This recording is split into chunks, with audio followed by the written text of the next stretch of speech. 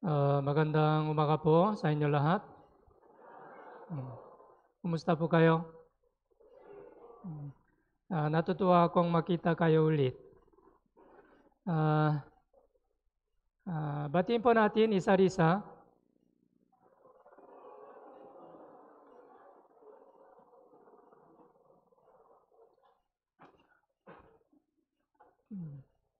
Una sa lahat, nais kong magpasalamat sa ating Panginoon dahil ibinigay niya itong magandang pagkakataon upang makinig ng salita ng Diyos, pakikisama sa pamamagitan ng salita ng Diyos sa araw ng Panginoon. Okay, so bago po tayo magsimula, malalangin po tayo.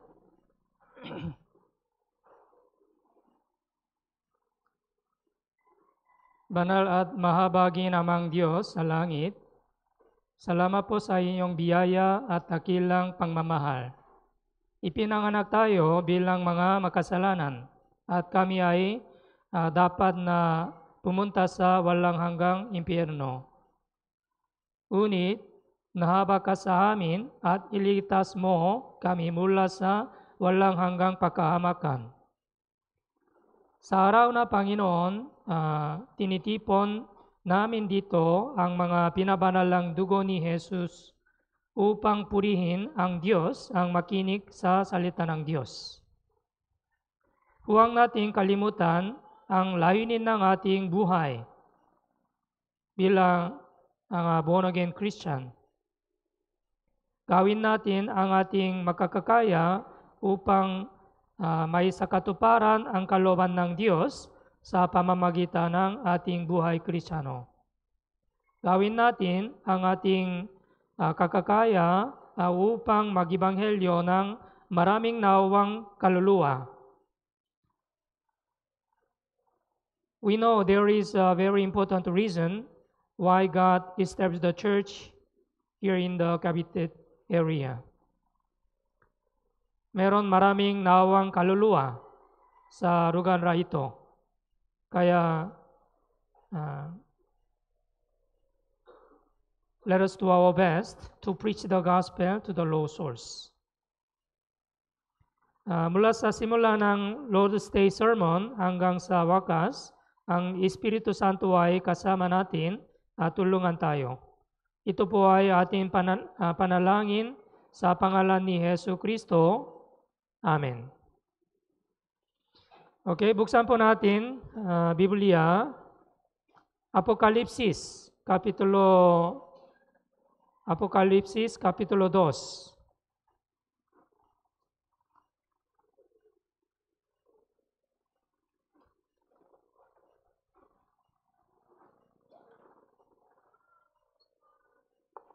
Revelation chapter 2.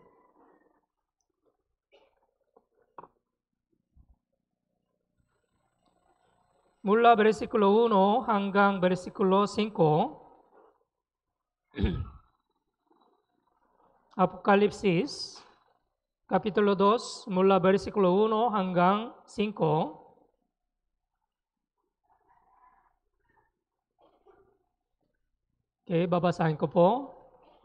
Mula versikulo 1, sa anghel ng iglesia sa Efeso ay isulat mo. Ang mga bagay na ito ay sinasabi ng may hawang ng 7 bituin sa kanyang kanang kamay, na lumalakad sa gitna ng 7 gintong ilawan. Alam ko ang inyong mga gawa, ang inyong pagkawa at pagtitiyaga, at hindi mo mapagtiisan ang masasamang tao, at sinubong mo ang mga nagsasabing sila'y mga apostol, ngunit sila'y hindi gayon. At natulaksan mo silang pawang mga sinungaling. Mula versikulo 3, alam ko ring ikaw ay may pagtitiis at nagsikap ka dahil sa aking pangalan at hindi ka napagod. Ngunit ito ang hindi ko gusto laban sa iyo, iniwan mo ang inyong unang pag-ibig. Kaya Alalahanin mo kung saan ka nahulog, magsisi ka at gawin mo ang mga bagay na ginawa mo noong una. Kung hindi, darating ako sa iyo at alisin ko ang inyong ilawan mula sa kinalagyan nito, malibang magsisi ka. Okay, sa araw na ito, pag-isipan po natin itong bersikulo. Ngayon, pamagat suriin ang iyong pananampalataya. Examine your faith. Ayon sa Apokalipsis, Kapitulo 2, mula bersikulo 1 hanggang bersikulo 5. Yeah. Ang iglesia ng Efeso ay may pagkahumaling at pananabik sa gawin ng Diyos ng pasimula. Pinagtiisan din nila ang napakaraming kahirapan. Subalit, iniwan nila ang kanilang unang pag-ibig, kung kaya sinaway sila ng Panginoon. Pag-isipan po natin ang ating buhay Kristiyano ayon sa talatang ito. Okay? Una, ayon sa versikulo 1, sa anghel ng iglesia sa Efeso ay isulam mo ang mga bagay na ito ay sinabi ng mga hawak ng 7 bituin sa kanyang kanang kamay na lumakad sa gitna ng 7 gintong ilawan. Anong pong ibig sabihin? Ano pong ibig sabihin? Sa 7 bituin. 7 bituin at 7 gintong ilawan. Ang ibig sabihin ng 7 bituin ay mga anghel ng 7 iglesia. Ang Panginoon ay may halintulad sa araw na tayo ay kagaya ng mga bituin na umiikot dito. Ang gawin ng mga bituin ay ipaalam sa tao ng daan ng mga nasa dilim.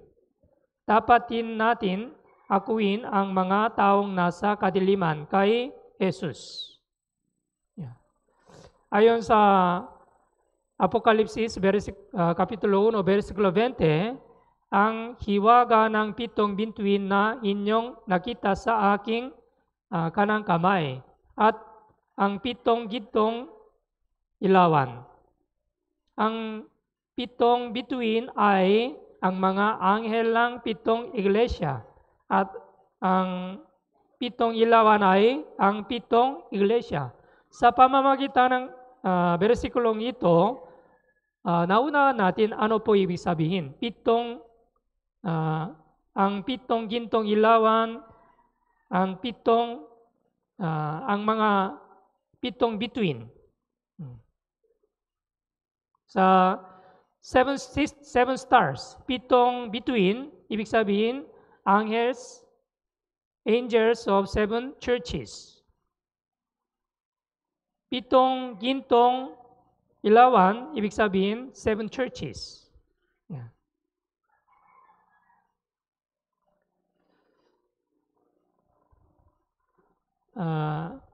Nangniningas na ilawan ay larawan ng nangliliwanag na gawa ng banal na Espiritu. Yeah. Kaya ngayon araw, ang banal na Espiritu ay nasa iglesia at kumikilos sa atin. Ayon sa 2 Korinto, Kapitulo 6, versikulo 16, anong pakikipagkaisa mayroon ang templo ng Diyos sa mga Diyos-Diyosan? Sapagkat tayo'y templo ng Diyos na buhay, gaya ng sinabi ng Diyos. Ako'y mananahanan sa kanila at lalakad sa gitna nila. Sa pamamagitan ng bersikulo ng ito, maunahan natin, Espiritu Santo, nananahanan sa kanila. Ako'y nananahanan sa kanila, lalakad sa gitna nila. the Holy Spirit is working in church, iglesia. Ako'y magiging kanilang Diyos at sila'y magiging aking bayan. Kaya, maunawan natin bakit napakamahalaga ng iglesia sa ating buhay. Yeah, church is very important in our Christian life. Yeah. There is the works of meron gawa ng the Espiritu Santo sa iglesia. Yeah. And God knows all of our labor and patience. Yeah. Ayon sa Apokalipsis, Kapitulo 2, versikulo 2 at 3, alam ko ang inyong mga gawa, ang inyong paggawa at pagtitiyaga. Versikulo 3 rin, alam ko rin, ikaw ay may pagtitis at nagsikap ka dahil sa aking pangalan at hindi ka napagod. Yeah. Iglesia ng Ebeso, unang, they were very sincere and faithful. Yeah, that's why God knows. Alam ko ang inyong mga gawa, ang inyong paggawa, pagtitiyaga, and patience. Yeah, alam ko rin ikaw ay pagtitis nang magsikap ka dahil sa aking pangalan. Yeah. Ang Panginoon, we should know God is omniscient, right? God knows everything. Ang Panginoon ay napakababatid ng kalahat-lahatan. Alam niya ang lahat ng bagay. Alam niya lahat ng bagay. Yeah. Ayon sa unang Samuel, Kapitulo 16, chapter 16, verse 7, sinabi ng Panginoon kay Samuel, huwag mong tingnan ang kanyang mukha o ang taas kanyang tinding sapagkat itinakwil ko siya sapagkat hindi tumingin ang Panginoon na gaya ng patingin ng tao. Ang tao ay tumingin sa panlabas na anyo.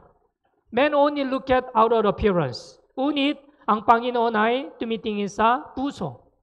Yes, God knows not only our behavior but also our heart. Our thoughts. Ang Panginoon ay tumitingin sa puso. That's why we cannot hide anything before God. Yeah, alam ko ang inyong mga gawa, sabi ng Diyos.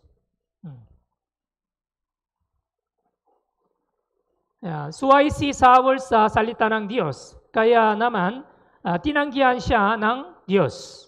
Yeah. Ang mga tapan na Kristiyano ay alam ng Diyos ang lahat ng ating mga gawa, pagtitiyaga, paggawa at pagtitiyaga. Yeah. Ang mga tapan na Kristiyano ay handang malinis ng simbahan tuwing linggo at Miyerkules sa tuwing sila ay nagsisimba. Yeah. Kasi mahal nila ang simbahan, alam ng Diyos kung sino ang tunay na nangmamahal sa iglesia. Halimbawa, pagkatapos ng Sunday service, na obserbahan ko, may ilang brother o sister na nanglilinis ng CR. Kahit na ibang brothers at sisters umuwi na ng bahay. May ilang mga brothers and sisters na gumagawa ng tahimik kahit na alam man o ito ay ibang tao o hindi.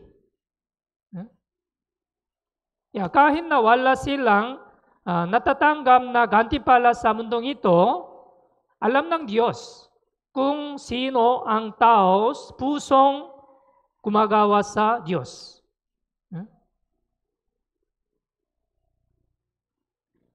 Ini-record ng Diyos ang kanilang mga gawa. Yeah. Nasusulat sa Biblia. Ayon sa Malakay chapter 3, verse 16. Yeah, totoo po ito, sabi ng Biblia. Yeah. Malakay, Kapitulo 3, versikulo 16, chapter 3, verse 16. Malakay, chapter 3, verse 16. Okay, basahin po natin ng sabay-sabay. 3, 2, 1.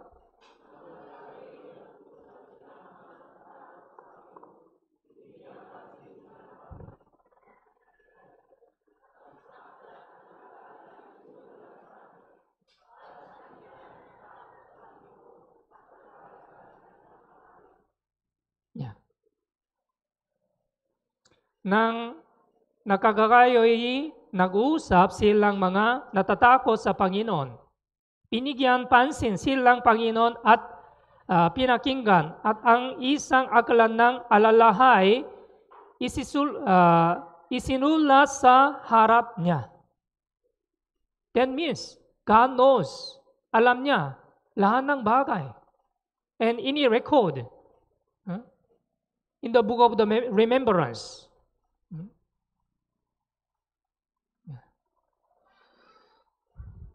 Okay, buksan po natin Apocalypse chapter 2. Apocalypse chapter 2, verse 4. Apocalypse Kapitulo 2, versikulo 4.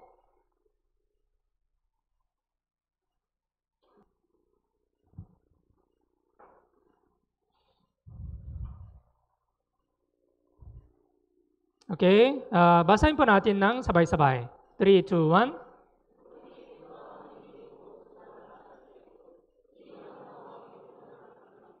Yeah.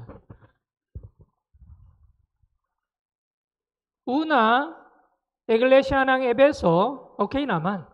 Huh? They were tapat sa gawa ng Panginoon. Pero, unit ito ang hindi ko gusto laban sa iyo. Iniwan mo ang inyong unang pag-ibig. Huh? Paksawain ng Diyos sa iglesia ng Ebeso. Yeah. Paksawain ng Diyos sa iglesia ng Ebeso. Unit ito ang hindi ko gusto laban sa iyo. Iniwan mo ang inyong unang pag-ibig. Unang pag-ibig. Ano ang launawan natin sa pag-ibig ni Kristo ng unang pagkakataon? Okay, buksan po natin Biblia, Efeso Kapitulo 2, versikulo 3 at 4.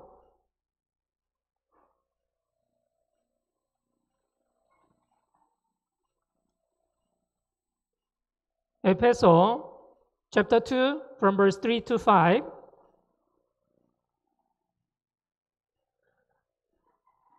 Yeah. 3, at tayo'y katutubong mga anang ng kapuotan, kaya naman ng mga iba.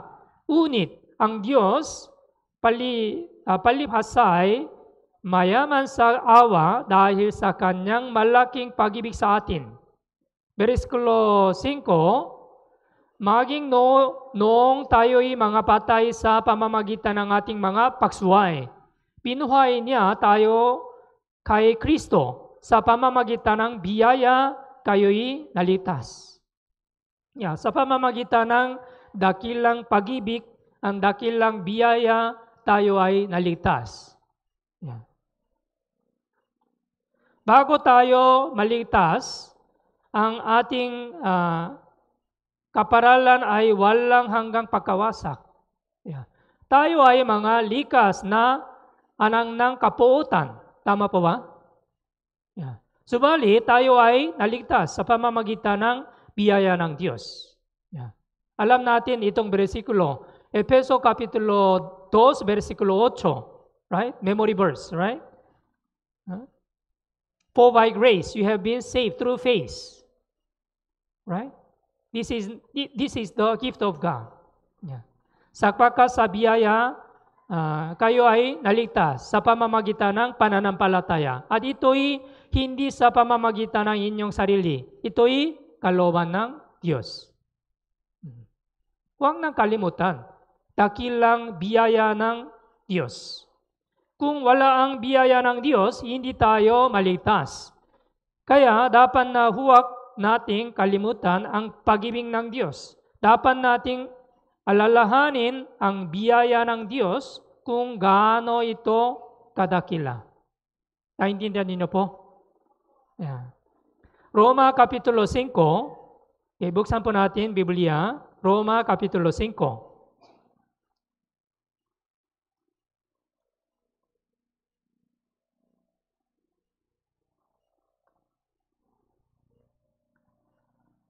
Una, versikulo 5,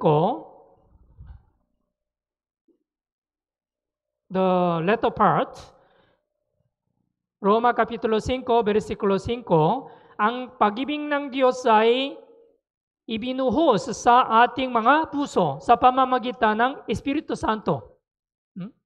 The love of God has been poured in our hearts. Tama po ba? Yeah. Ang pag-ibig ng Diyos ay ibinuhos sa ating mga puso. Versikulo 8, okay, basahin po natin ng sabay-sabay. 3, 2,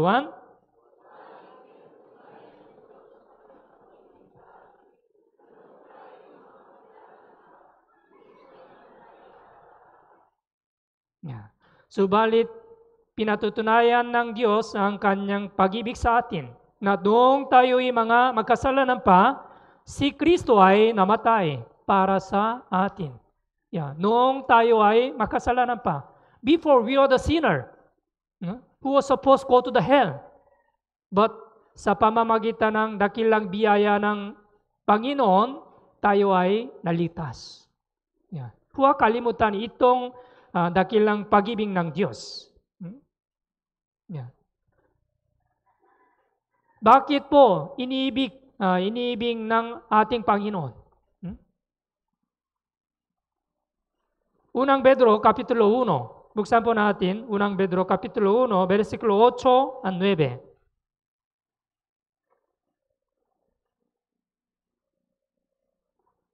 Unang Pedro, Kapitulo 1, versikulo 8 at versikulo 9. Chapter 1, verse 8 and 9.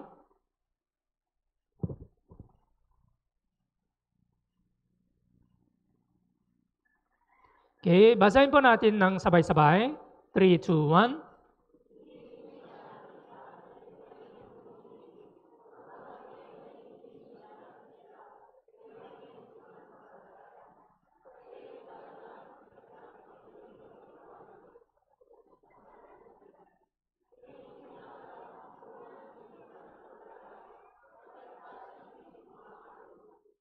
Yeah. Hindi ninyo siya nakita, gayon may inyong iniibig. Bagamat ngayon ay hindi ninyo siya nakikita, gayon may inyong sinasampalatayan. At kayo'y nagagalak na may galak na hindi may paliwanang at puspos ng kaluwalhatian. Yeah. Noong ikaw ay maligtas sa unang pagkakataon, ikaw ay nasiyahan sa Panginoon lamang. Tama pa ba? Yeah. Paano naman ngayon? Ikaw ba ay talagang nasiyahan sa Panginoon lamang? Or do you love other things? O mayroon kang ibang bagay sa inyong puso na inyong iniibig. Ayon sa Awit chapter 73 verse 25, anong mayroon ako sa langit kundi ikaw? At liban sa iyo, walang akong anumang ninanasa sa lupa. Yeah. Whom have I in heaven but you? But there is none upon earth what I desire beside you. Yeah. So, huwag kalimutan ang pag-ibig ng Diyos. Yeah.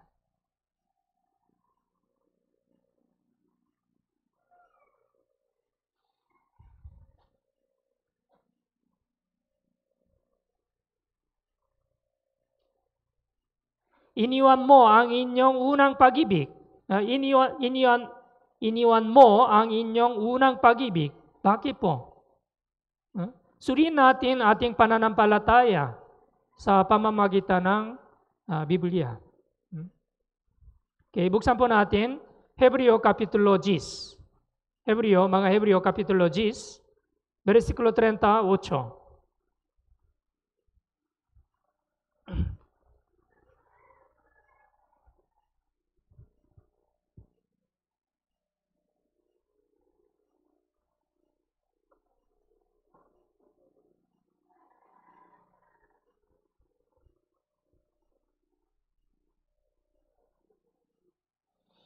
Hebrew chapter 10, verse 38. Okay, basahin po natin ng sabay-sabay. 3, 2, 1.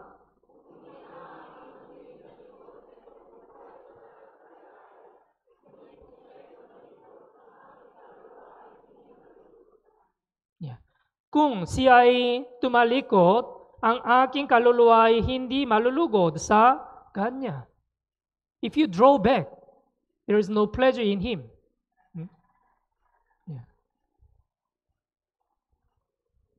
Noong tayo ay naligtas, tayo ay nagising, subalit paunti-unti tayo bumaksa sa pagkakatulog. Maraming mga kapatid na natutulog spiritually. Ito po dakilang problema. Ito po malaking problema. Ayon sa Biblia, Mateo chapter 25, meron isang kwento. Lalaking ikakasal at babaeng ikakasal. Anong nangyari? Alam mo ba, mga 10 berihen na naghihintay ng lalaking ikakasal? Bakit? Bakit sila natutulog? Kasi ang lalaking ikakasal ay naantala. Parehas po sa ating buhay Kristiyano. Nagsimula, nagising na lahat ng kapatiran. Pero unti-unti natutulog. Spiritually, itong problema. Halimbawa, ang lalaki at babae sa unang patatakbo sa una, malalim ang pangmamahalan nila sa isa't isa sa una. Subalit, ang pag-ibig nila ay nalalamig habang lumipas ang panahon. Bakit nalalamig ang pag-ibig? Dahil ibang bagay ang pumasok sa puso mo. Naintindihan niyo po? Kaya ayon sa Biblia, unang Juan, Kapitulo 2, versikulo 15, huwag ninyong ibigin ang sanlibutan. Do not love the world. Huwag ninyong ibigin ang sanlibutan ni ang mga bagay na nasa sanlibutan. Ang pag-ibig ng Ama ay wala sa sinumang umiibig sa sanlibutan. If you love the world, the things, the love of Father is not in you. Ayon sa Biblia, huwag ninyong ibigin ang sanlibutan. Do not love the world. Ito po ay napakamahalaga. Pero maraming Kristiyano iniibig sa sanlibutan, bagay ng sanlibutan. Huwag ninyong ilagay ang makamundong bagay sa inyong puso sa halip ang Diyos. Dapat mong gawin ang lahat ng makakakaya mo upang lumago sa inyong pananampalataya. Ano ang gagawin natin pagkatapos ng kaligtasan? Matapos na maligtas ka, kung hindi ka nagsisimba, hindi ka nakikinig ng salita ng Diyos, at hindi nagpapabasa ng Biblia, paano ka makakaroon ng sinserong buhay Kristiyano?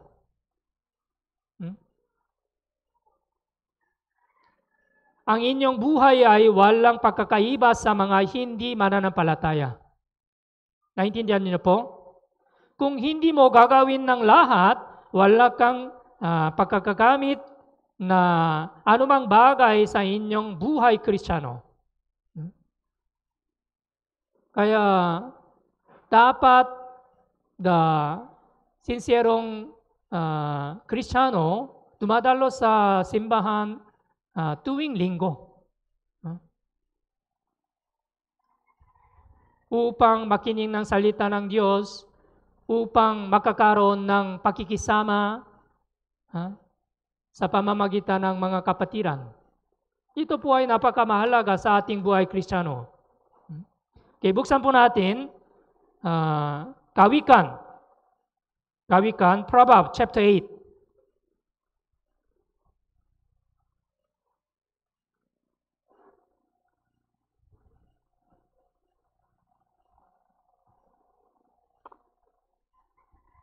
Kawikan chapter 8, verse 17.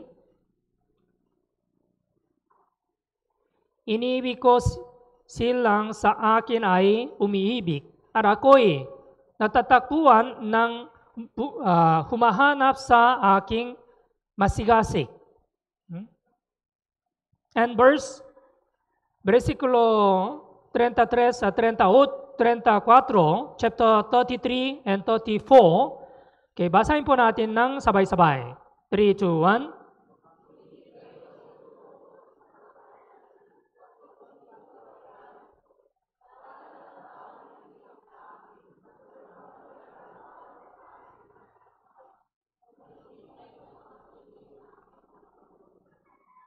Yeah.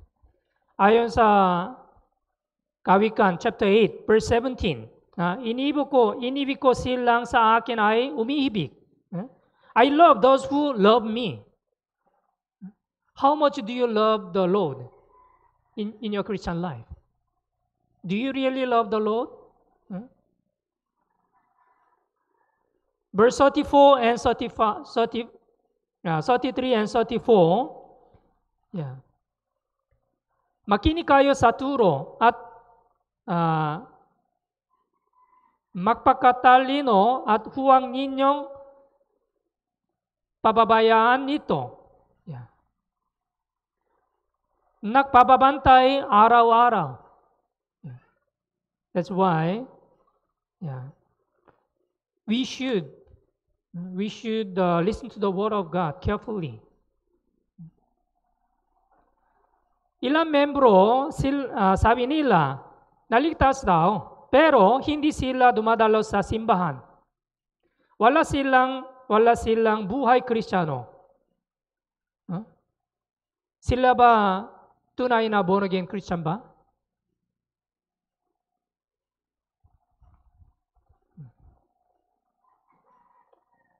Kailangan natin ingatan ang unang pag-ibig hanggang sa huli. Ito po ay napakamahalaga. Ang unang pag-ibig na ating tinanggap ay kailangan magpapatuloy hanggang sa huli. Yeah, sabi ng Biblia, walang makapaghiwalay sa atin sa pag-ibig ng Diyos. Yeah. Roma Kapitulo 8, versikulo 35, verse 35, sino ang makapaghihiwalay sa atin sa pag-ibig ni Kristo? Ang kahirapan ba? O ang kapighatian? O ang pag-uusig? O ang pagtagutom? O ang kahubaran? O ang panganib? O ang tabak? Nothing. Verse 37, unis sa lahat ng bagay na ito, tayo'y higit pa sa mga nagtatagumpay sa pamamagitan niya, nasa atin ay umibig. Yeah. Alam natin gaano dakilang pag-ibig ng Diyos. Kaya huwag kalimutan ang dakilang pag-ibig ng Diyos.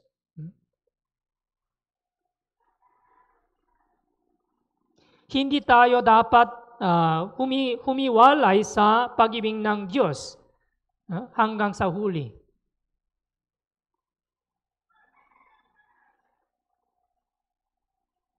we know Bible is true. Ang Biblia ay totoo. Ang Biblia ay katotohanan. Hindi nababago. The Word of God is not changeable. The love of God also is not changeable.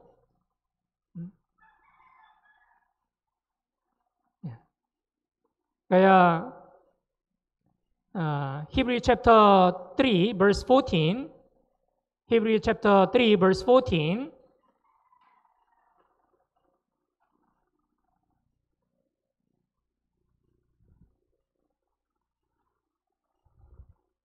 Hebrew chapter 3 verse 14. Okay, basahin po natin ng sabay-sabay. 3, 2, 1.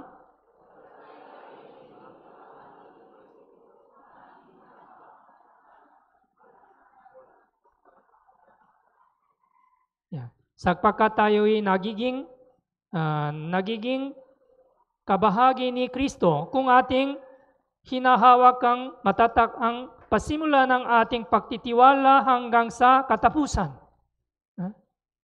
Ito po ay napakamahalaga sa ating buhay Kristiyano. If you really hold the truth, you must continue. Tuloy-tuloy kayo hanggang sa huli. Ito ay katotohanan.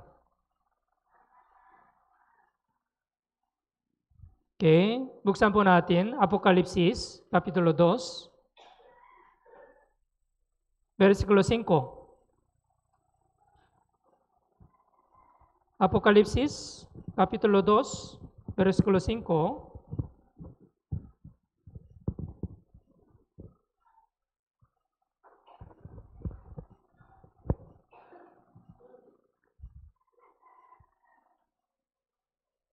Okay, basahin po natin ng sabay-sabay.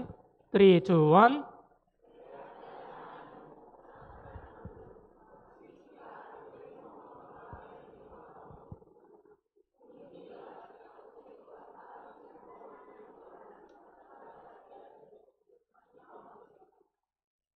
Yeah, ito ay paksaway ng Diyos sa iglesia ng Efeso. Kaya alalahanin mo kung saan ka nahulog, magsisika at gawin mo ang mga bagay na ginawa mo noong una. Why? Bakit po? Una, iglesia ng Efeso, very sincere and faithful. Pagtitiis. Meron pagkawa.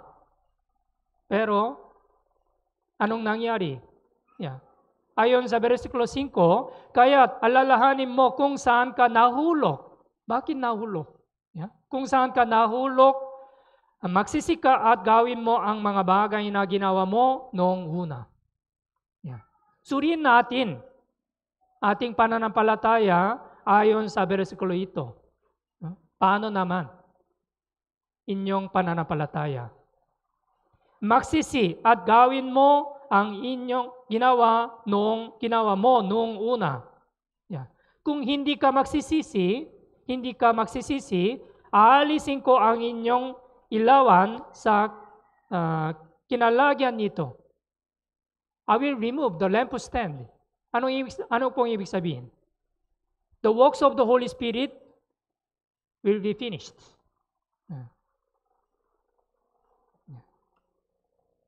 Kaya, kailangan suriin natin ang ating pananampalataya ay ng individual na dapat na magsisi kung mayroon nagawang mali.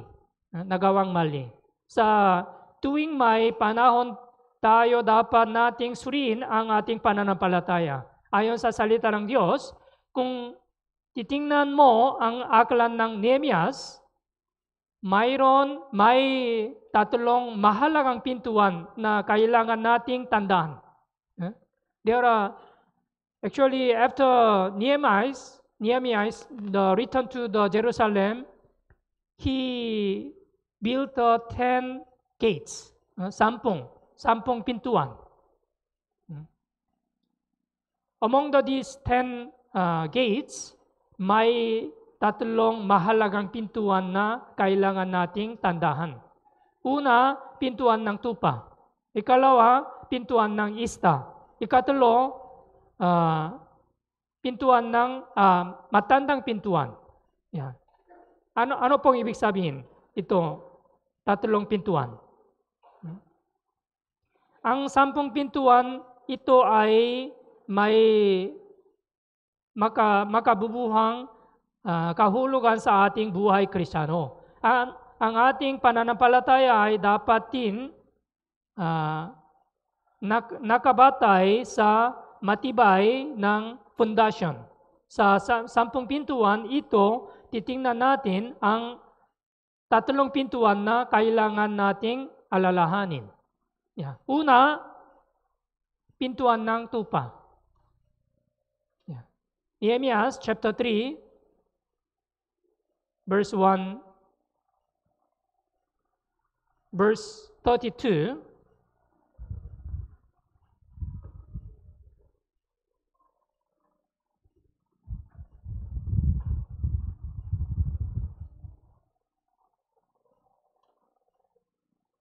Nehemiah chapter 3, verse 32, ayon sa versikulo ito, meron pintuan ng mga tupa. Ito ay kanilang itinalaga at inilagay ang mga pinto ninyo. Pintuan ng tupa. Ano pong ibig sabihin, pintuan ng tupa? Ang pintuan ng tupa ay mahalin tulad sa ating kaligtasan. Hindi natin masisimulan ang tunay na buhay Kristiyano kung walang kaligtasan. Tama po ba? Yeah. Kaya ayon sa Biblia, Juan Kapitulo 10, mula versikulo 7 hanggang 9, Juan Kapitulo 10, mula versikulo 7, verse 7, kaya muling sinabi sa kanila ni Jesus, katotohanan sinasabi ko sa inyo, ako ang pintuan ng mga tupa. Sinabi ng kay Jesus, ako ang pintuan ng tupa. Ang lahat ng nausa akin ay mga tulisan ang mga magnanakaw, subalit hindi sila pinakinggan ng mga tupa. Versikulo 9, okay, versikulo 9, basahin po natin ng sabay-sabay. 3, 2, 1.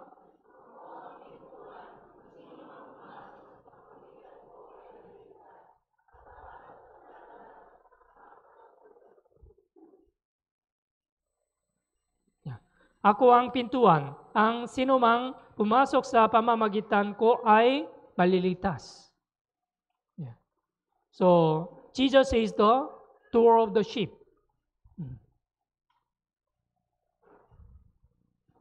Ako ang pintuan. Ang sinumang pumasok sa pamamagitan ko ay maliligtas. Pumasok at lalabas makakatakbo ng pastulan. Si Jesus ay pintuan upang makakapasok sa langit.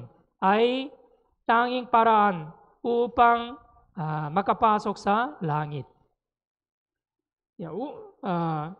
Juan chapter 1 verse 29 says, kinabukasan natin ni Juan si Jesus na lumalapit sa kanya at kanyang sinabi, narito ang kodero ng Diyos na nag-aalis ng kasalanan ng sanlibutan. Si Jesus ay dumating sa mundong itong bilang isang kodero ng Diyos upang tubusin ang lahat ng ating mga kasalanan. Tama po ba?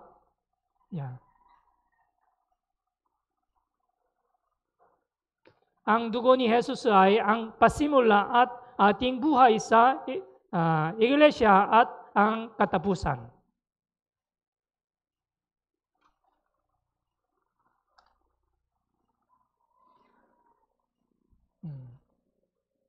Silang mga dumaan sa pintuan ng tupa. Halimbawa, nakakamangha kapag ang isang sanggol ay isinilang. Subalit mas higit sa nakakamangha na ang isang tao ay naipanganak na muli kumpara sa bagong silang na sanggol. Ang taong nakapasok sa pintuan ng tupa ay ang Kristiyano at naging bagong nilalang kay Kristo. Bagong nilalang kay Kristo. Ayon sa 2 Korinto, versikulo 5, Kapitulo 5, versikulo 17. Chapter 5, verse 17. Kaya kung ang sinuman ay na kay Kristo, siya ay bagong nilalang. Ang mga lumang bagay ay lumipas na. Lumang bagay, lumipas na. Tingnan ninyo, ang lahat ay naging bago. Before you get to salvation, maraming kasalanan. Pero nagiging bago sa pamamagitan ng dugo ni Jesus.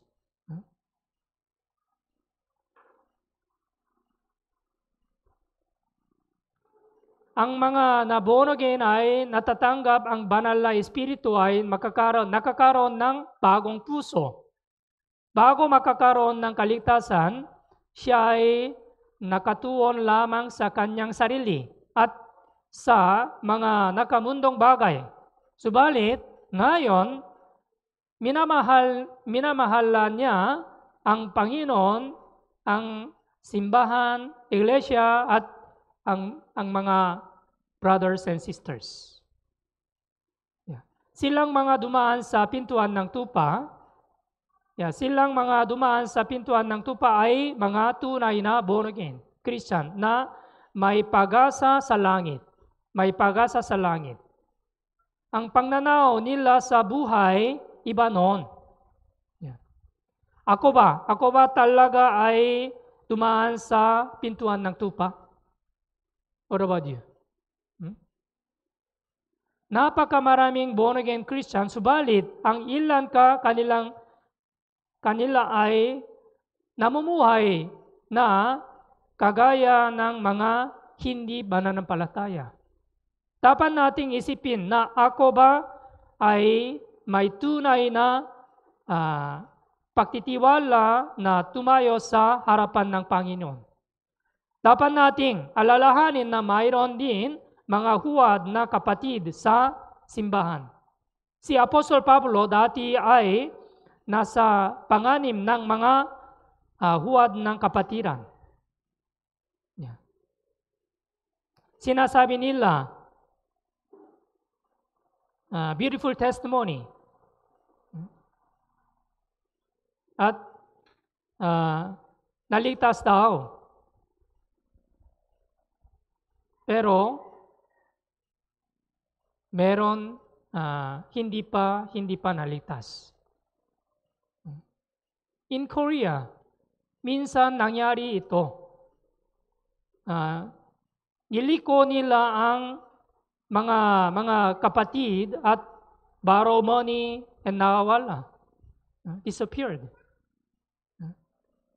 There are some Christian. Naligtas daw, pero hindi sila tunay na born-again Christian. They borrow the money, brothers and sisters, and someday, disappeared, nawala.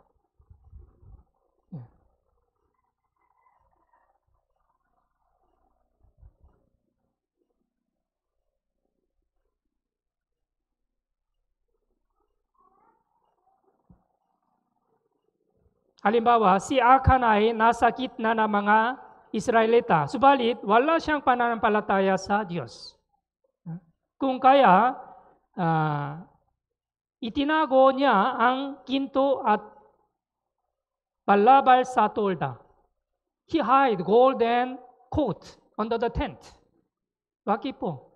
Wala siyang pananampalataya. Although he was in the middle of the Israelites. Kasulungan nito, si Lahab ay isang babaeng hintil na nasa Jericho. Subalit, mayroon siyang pananampalataya sa Diyos. Kung kaya siya ay tunay na naniniwala sa salita ng Diyos, kahit ang ilang miyembro ay naninirahan sa simbahan. Subalit, maharing mayroon pa paring taong na walang pananampalataya. Dapat nating suriin ang ating sarili bilang taong nakapasok sa pintuan ng tupa, papaano tayo namumuhay. If you really passed the pintuan ng tupa, the gate of the sheep, bilang born-again Christian, paano naman namumuhay? Ikalawang Korinto, chapter 13, verse 5. Ikalawang Korinto, chapter 13, verse 5.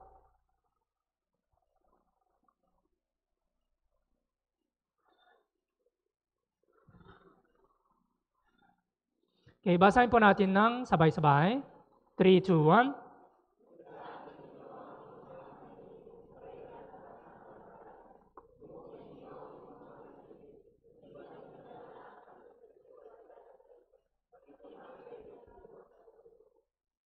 Yeah. Ito ay pamagat ngayon araw. Yeah. Siyasatin ninyo ang inyong mga sarili kung kayo'y nasa pananampalataya. Examine yourself as to whether you are in the faith. Subukin ninyo ang inyong mga sarili. Hindi ba ninyo nalalaman na si Hesu Kristo ay nasa inyo, malibang kayo'y mabigo sa pagsubok?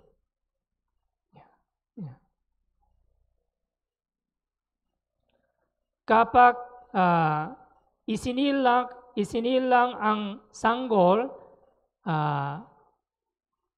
nananasain niya ang gatas ng ina at siya ay lumago. Kung ikaw ay tunay na born again, nasasain mo rin ang malinis ng gatas ng siyang salita, ang lalago. Yeah.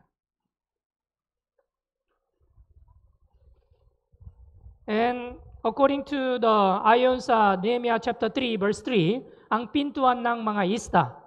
Ikalawa ay pintuan ng ista. Ano pong ibig sabihin na pintuan ng ista?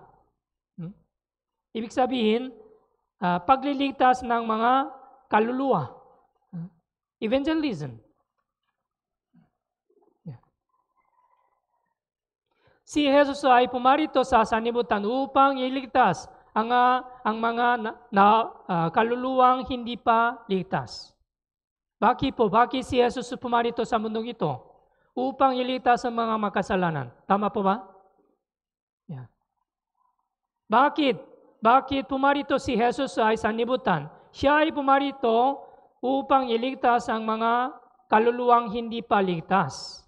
Yeah. Ayon sa Marcos chapter 1 verse 38, sinabi niya sa kanila, pumunta tayo sa iba pang mga karating bayan upang ako'y mapapangaral din naman doon sapagkat dahil dito ako'y naparito.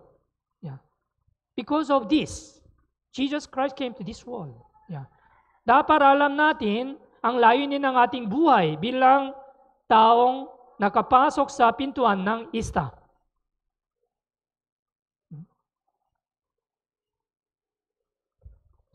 Ang halaga ng buhay na born again Christian na dumaan sa pintuan ng ista. Born again Christians' value of life who pass the fish gate. Ano ang layunin ng buhay ko? Ano ang layunin ng buhay ko? Para saan ka nabubuhay?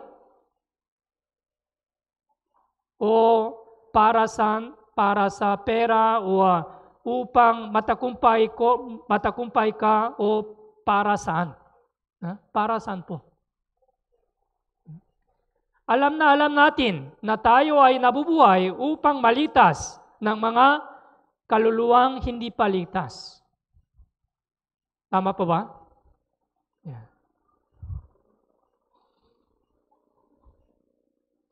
Ayon sa Matthew chapter 4 verse 19, sinabi ni Jesus, "Follow me, I will make you fishers of men."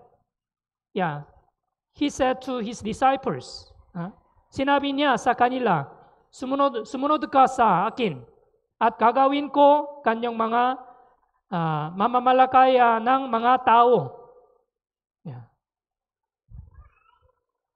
Sumunod ka sa akin at gagawin kitang mamamalakaya ng mga tao. Ang layunin ng buhay ni Apostol Pedro ay ang manglilitas ng mga kaluluwang hindi pa ligtas.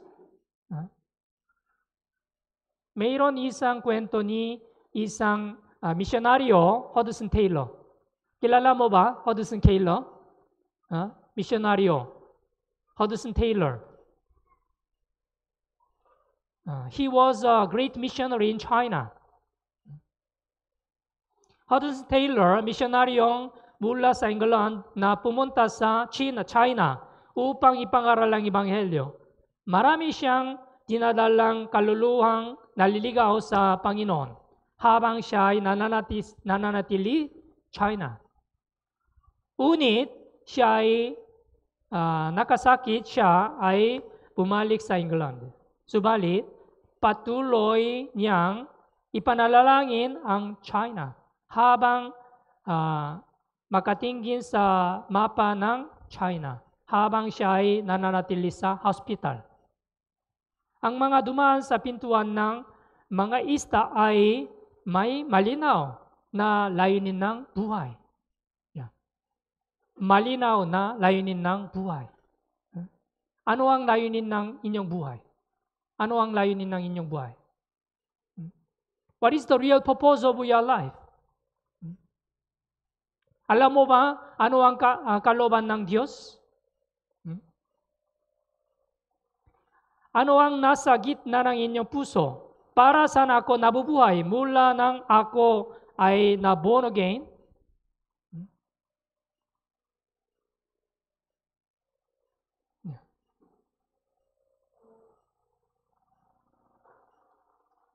Alam natin itong bersikulo, awit 118 verse 17. Hindi ako mamamatay, kundi mamubuhay. At ang mga gawa ng Panginoon ay isasalaysay.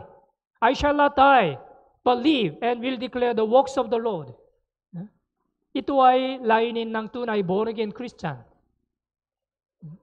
Sila ay ang mga tunay na ligtas ay may pag-asa. Sila ay tunay na pangnanais na ang miyembro ng kanilang pamilya, kaibigan at maraming tao ang maligtas. Kailangan natin patatangin ang pintuan ng ista bilang mga born-again Christian at makakaroon tayo ng mas higit ng malinaw layunin ng buhay. Dapat natin alamin ano ba ang tunay na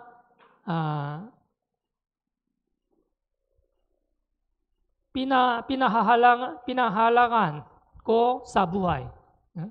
What is the really valuable things in my life? Mayroon 3 pintuan sa Milano Cathedral, Italy. Milano Cathedral. Una, Rosas ay nakaukit sa unang pintuan. Ano pong ibig sabihin? Rosas. Magandang bagay, just temporary.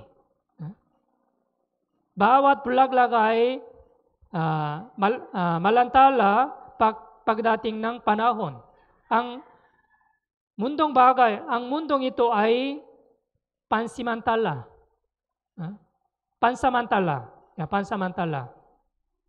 Just temporary. Ikalawa, krus ay nakauki sa ikalawang pintuan. Anong pong ibig sabihin? Krus. Ito ay pagturusa. Ang mga pagturusa sa mundong ito ay pansamantala rin. Sufferings, pains, and difficulties also just temporary. Pansamantala. Number 3, the most important thing is the eternal things. Ang ikatlong pintuan, ang pinakamahalagang bagay ay ang walang hanggang bagay.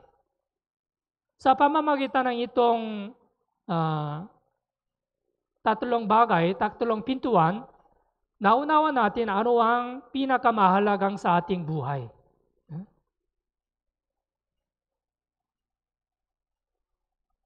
Ang mga tunay na nagsusunod kay Jesus ay mayroon pagkahumaling at maligtas ang mga kaluluwang hindi paligtas.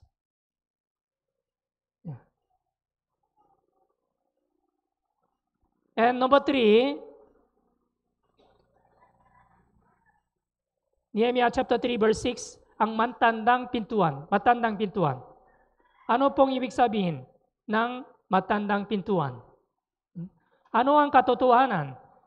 Isa sa katanggihan ng katotohanan ay hindi nababago.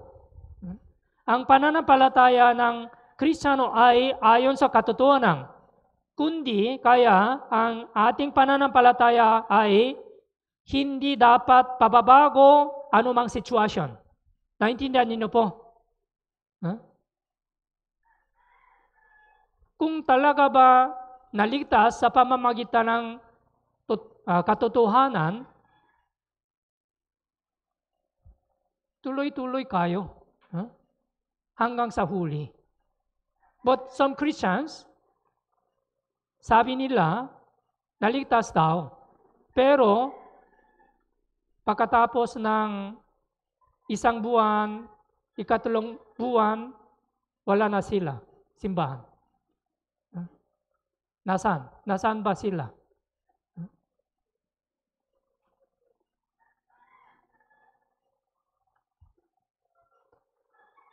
Ayon sa Hebreo chapter 13 verse 8, see Jesus Christ is the same yesterday, today, and forever. Ito ay katotohanan. Jesus Christ yesterday, today, and forever. Kahapon, ngayon, magpakailanman. Paano naman inyong pananampalataya? Kahapon, ngayon, at magpakailanman hanggang sa huli. Tama po ba?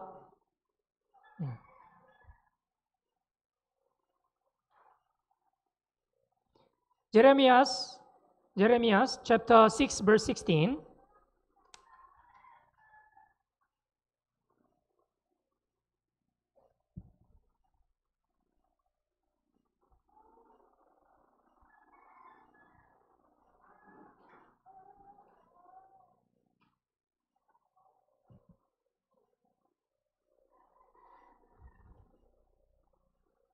Okay, Jeremiah chapter 6 verse 16. Ganito ang sabi ng Panginoon, tumayo kayo sa mga daan at tumingin at ipagtanong ninyo ang mga sinaunang landas kung saan mayroon ang mabuting daan. Mabuting daan, this is the tamang daan, katotohanan. Lumakad kayo roon. Yeah. You should walk there.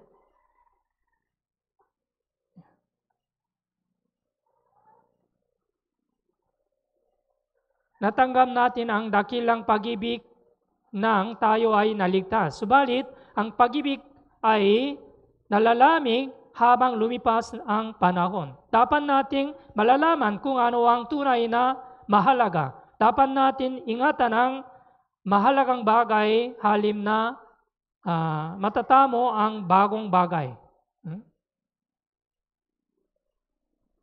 Ang ayaw ng bagay na paulit-ulit laging naghahanap ng makabago, subalit silang sumusubong na makatakbo ng bago ay dapat maging maingat na hindi mawala ang tunay na mahalagang bagay. Kung may isang tao ay magturo ng marami at iba't ibang bagay sa mga tao, hindi nila maunawaan kung ano ang mahalagang bagay. Dapat natin panghawakan ang napakamahalagang katurungan ng Biblia sa halim ng ipilit ang mga bagong bagay. Halimbawa, Bible seminar alam natin lahat ng ilalaman ng ating mga Bible seminar. Kahit alam natin ang ilalaman ng Bible seminar, dapat tayong sumamang makinig upang maahukay ang mga kaluluwang hindi pa ligtas. Ito itinuturo din sa atin ito ng Biblia ng paulit-ulit. Yeah.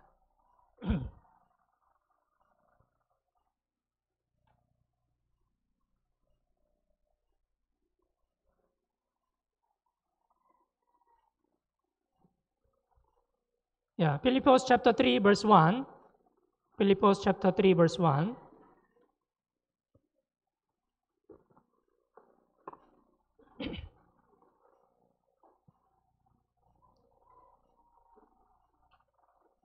Okay, basahin po natin ng sabay-sabay. 3, 2, 1.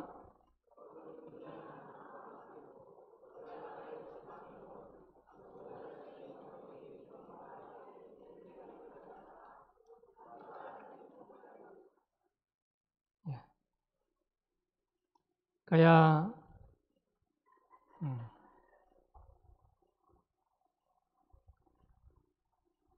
Apostle Paul also repeated the truth, ulit-ulit.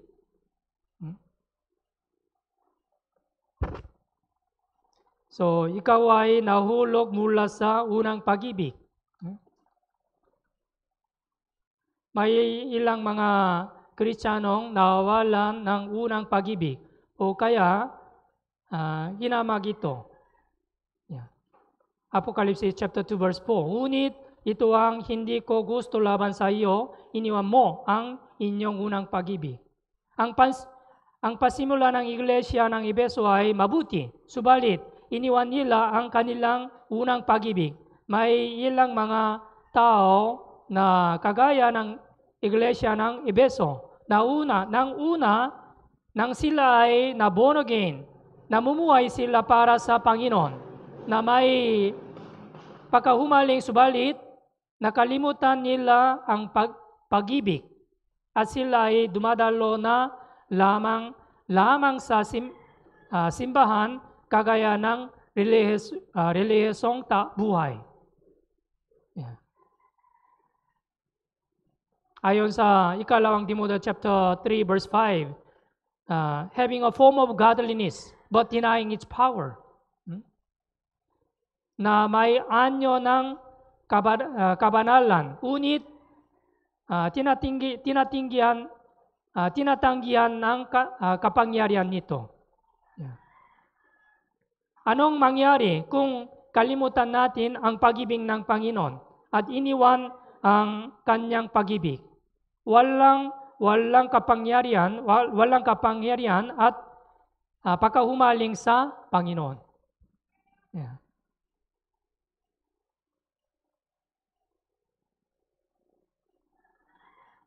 Kaya sinabi ng Diyos, magsisika at gawin mo ang mga bagay na ginawa mo noong una.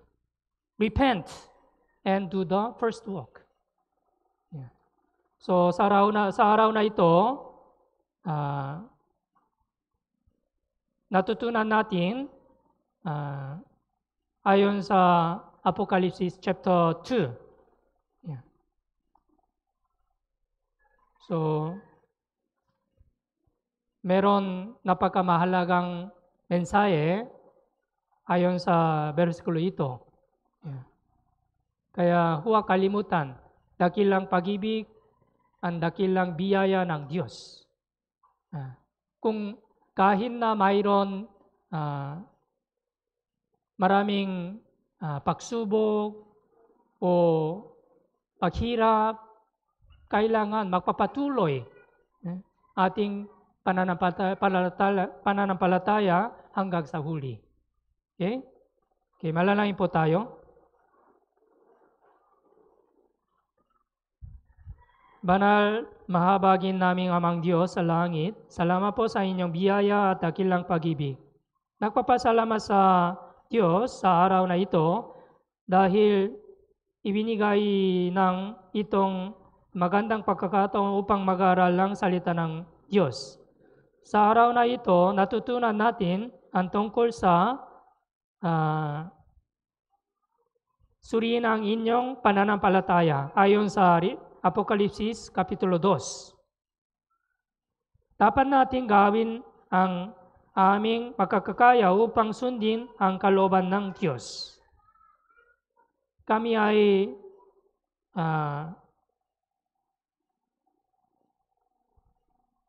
let us do our best to preach the gospel to the lost souls. Alam natin, malapit na ang ikalawang pagdating ni Hesus Kristo. Gawin natin ang ating makakakaya upang mag-ebanghelyo ang maraming kaluluwa. Ipapatuloy natin ang buhay nating Kristiyanong buhay hanggang sa ikalawang pagdating ni ating Panginoon. Maraming salamat po sa inyong biyaya.